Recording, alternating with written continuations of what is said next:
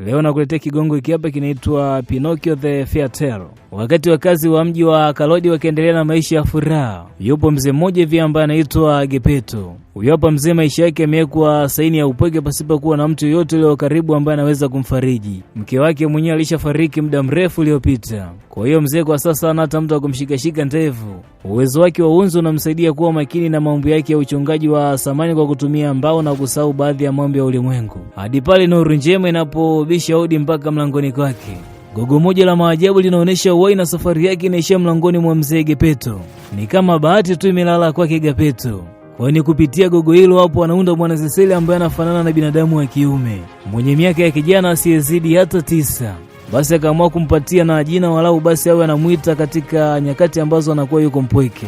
Na kutokana na jinsi alivyompatia katika umbo, basi akaamua kumpatia na jina awe anamfariji pale ambapo anakuwa mpweke. Sambamba na majina mengi mazuri ambayo yalikuwa yamependekezwa, jina Pinocchio lilionyesha uhai na nguvu kubwa kwake. Tabasamu lake likathibitisha kuwa Habad anajua kutengeneza kitu mfano wa kupendeza kama ambavyo imemtengeneza Pinocchio. Kama mzee huyo angeomba kitu na kikatokea kwa matakwa yake, basi uhai wa Pinocchio ndo lingekuwa ombi lake la kwanza. Na usiku wa maajabu unapoingia, mwanamke wa maajabu ambaye anang'aa kwa nyota za kupendeza anapita katika nyumba ya mzee Geppetto. Na hapo hapo anamwangazia uhai Pinocchio, yaani kutoka katika mbao ya kawaida tu na kuwa katika mbao yenye uhai. Yaani ule Pinocchio ambaye alikuwa ameundwa kama sanamu ambalo limeganda, sasa ana uwezo wa kutembea, kutenda na kuongea. Ana uwezo wa kupima kiwango cha furaha cha mzee Geppetto, kudadeki walai. Yaani ule Pinocchio ambaye jana alikuwa anatengenezwa kwa kupitia gogo, leo ana uwezo wa kutembea na kuzungumza kama binadamu. Hii ni maajabu. Mzee Geppetto moyoni alimshukuru sana Mungu kwa sababu kuanzia sasa hatakuwa tena mpweke, anaye Pinocchio mwenye uhai na uwezo wa kuzungumza na kutenda. Kama ulitegemea Pinocchio atakuwa malaika kwa siku moja, ilopo sahau. Maana Pinocchio amekuja na utundu uliokithiri ni balaa. Ni mjanja na muongo kupita kiasi. Yaani ukisikia watu waongo basi huyo hapa Pinocchio ni muongo nambari 1. Na ndio maana Pinocchio alipewa mlinzi wa kumuongoza na kumshauri kuhusu jambo baya na namna ya kuwa mwerevu.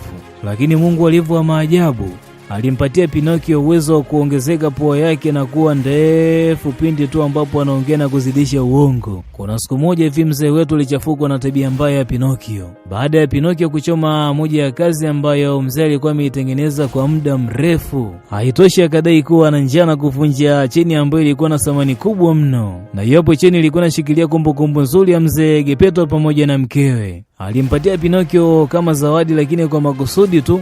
Pinocchio akaangusha hiyo hapo cheni kwa hasira baada ya kuwa amekalipiwa kutokana na kuchoma vitu moto. Pinocchio alitoka nyumbani na kwenda shule akiwa na dhumuni la kwenda kujiunga na watoto wenzake akina Luka pamoja na Sophie. Lakini kutokana na kuandamwa na tamaa akajikuta anaingia mikononi mwa mwanaume mmoja hivi ambaye alikuwa ni mchezesha visesele. Na hivyo hapo visesele ambavyo alikuwa anachezesha huyo hapo mwanaume sio visesele ambavyo vilikuwa na uhai, ni vile ambavyo havina uhai. Pinocchio anasahau wapi yupo na wapi alitakiwa kuwepo. Kutokana na uzembe kusababisha majanga na kuharibu tamasha la mchezesha visesele, Pinocchio akajikuta anafungwa kamba na kupelekwa mbali zaidi na eneo la nyumbani. Mchezesha visesele hakuwa na roho mbaya kiasi cha kupoteza maisha ya Pinocchio. Aliposikia namna Pinocchio anavyopambana na umaskini wa mzee wake ambaye alikuwa amemtengeneza, alimwachia huru na kurudi nyumbani. Na tena akapewa na shilingi za dhahabu ili kuweza kumsaidia mzee wake pale ambapo atafika nyumbani. Njiani akakutana na mwanaume mmoja hivi akiwa na mke wake. Wawili hao maisha yao yote wamewekeza kwenye utapeli na wizi. Na harufu ya dhahabu kutoka kwenye mifuko ya Pinocchio ikaanza kuwavutia wawili hao hapo na kuweza kutengeneza njama za kuweza kuandama na kuwaibia. Wanajaribu mtego kwa mara ya kwanza kumuumba Pinocchio, lakini kupitia rafiki yake wa karibu ambaye muda wote anashinda mfukoni akafanikiwa kuwanyima. Jamaa wanarudi kwa mara ya pili wakiwa na mashuka ya kutisha. Yote ilitoka kumtishia Pinocchio aweze kuachia dhahabu. Lakini kwa mara nyingine tena ile pale nyota ya kijani inamfikia Pinocchio na kuwazubaisha wale pale wezi. Wezi hao mashuhuri hawakuridhika na kuamua tena kurudi kumdanganya Pinocchio. Wakamwambia kuwa akizika shilingi za dhahabu kwenye udongo, basi baada ya muda fulani hivi zitaota na zitakuwa mara mbili yake, yani zitazaana. Pinocchio anahusika na uongo huo hapo na kuamua kwenda kuzika dhahabu ambazo alikuwa amepewa na yule pale mzee ambaye alikuwa anachezesha katoni za mbao. Pinocchio akaibiwa mchana kweupe na wacheo akiwa anashuhudia.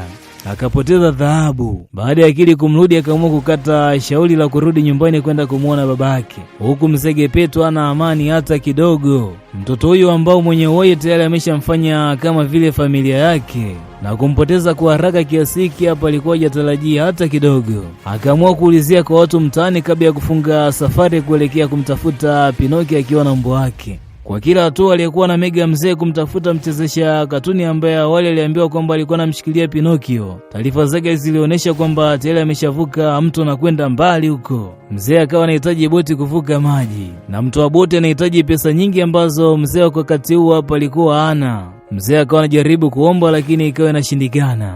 Anaamua kuuza mkufu wake wa thamani kwa ajili ya kupata usafiri wa kwenda kumtafutia Pinocchio huko ng'ambo. Akachukua boti ambayo itamfikisha katikati ya bahari, na bahati isivyo yake, ghafla tu anatokea samaki mkubwa aina ya papa na kummeza. Huku Pinocchio ameshapoteza dhahabu na yupo njiani kuelekea nyumbani. Lakini njiani anakutana na rafiki zake wa mtaani Luka, Sophie pamoja na wengine ambao wanamshawishi waende Wonderland.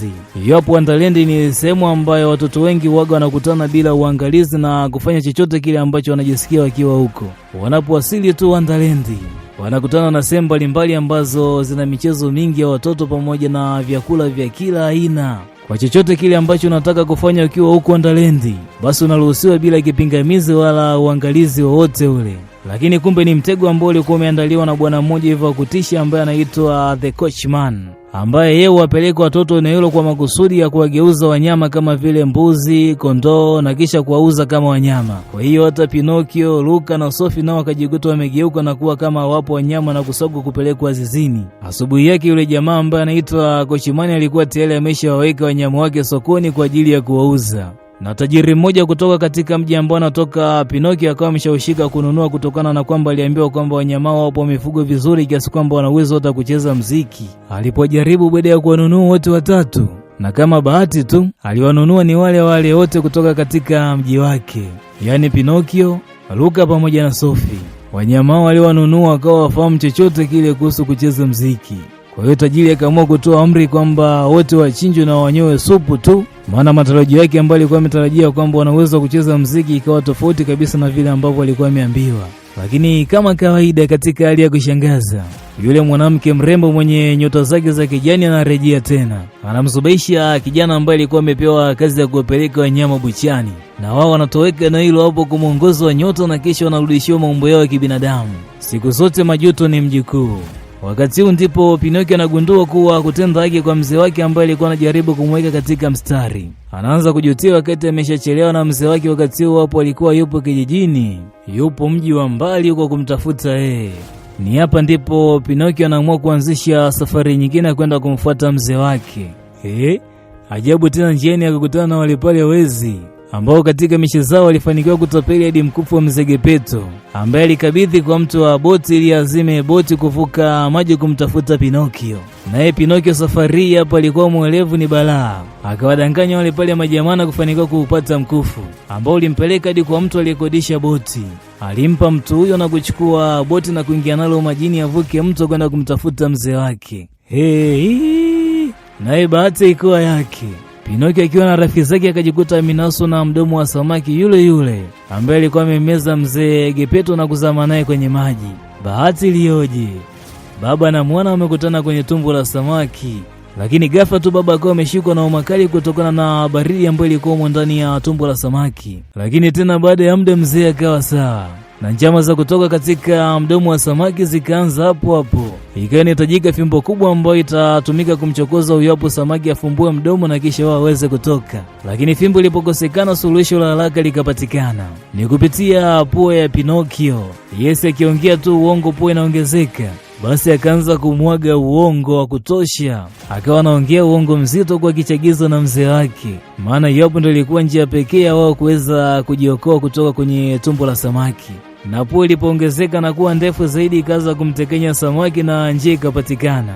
Baba na mtoto, mbwa na rafiki wa Pinocchio wanajikuta wamepoteza fahamu fukweni baada ya kutemwa na samaki kwa kasi ya ajabu. Asubuhi ilipofika, mzee Geppetto ndo alikuwa mtu wa kwanza kabisa kuzinduka, na kisha akafuata mbwa wake. Baadaye akafuata Pinocchio ambaye alipatikana upande mwingine wa ufukwe, lakini mdau hapo alikuwa yupo hai. Pinocchio alikuwa tayari ameshafariki kutokana na rabsha za baharini, lakini imani na upendo baina ya baba na mwana ikaweza tena kumrejesha yule pale bibi ambaye alikuwa anang'aa akiwa na nyota nyingi, akiamini sasa Pinocchio amekuwa mwelevu kiasi cha kujitoa kumsaidia mzee wake kwenye hatari. Yeye alikuja na zawadi kwa mzee wetu, zawadi ya kumrejesha Pinocchio akiwa katika umbo halisi la binadamu na sio mbao tena. Mzee akawa anashangaa amini kama zile pale mbao zenye uhai zimebadilika na kuwa binadamu halisi, akawa anafurahi ni hatari. Anarudi kijijini kwake na kuungana na familia karibu ya kina Luka pamoja na Sophie. Wakawa wanafurahi kwa pamoja huku akiwa na zawadi ya mtoto ambaye awali alianza kama mbao tu, kisha mbao ikapuliziwa uhai na sasa mbao ile pale imekuwa binadamu ambaye ni Pinocchio. Na hapa ndo mwisho kabisa hapa katuni yetu nzuri ambayo inaitwa Pinocchio. Ciao.